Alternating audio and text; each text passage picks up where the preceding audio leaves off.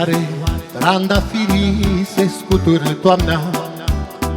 De ce vine iarna rece și ninsoarea-i grea?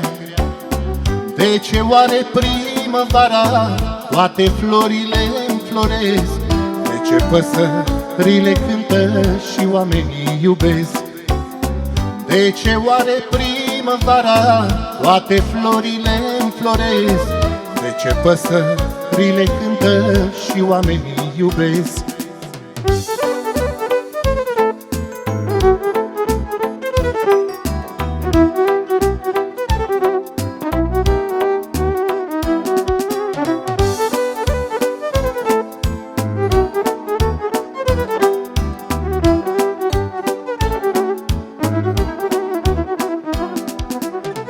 De ce cerul plin de stele și luna-i regină?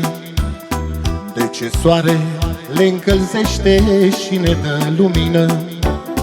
De ce ziua trece în grabă și noaptea pe urme calcă? Și de ce după furtună vine vremea bună?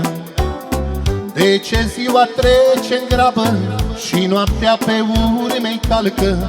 Și de ce după furtună vine vremea bună?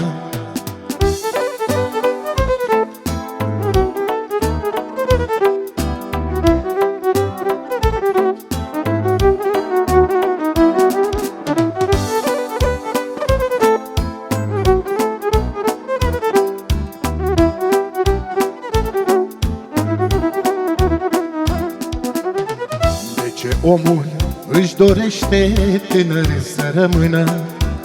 Și de ce din când în când inima-i suspină?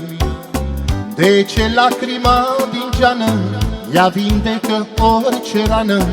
De ce durerea de o viață i-o citești pe față?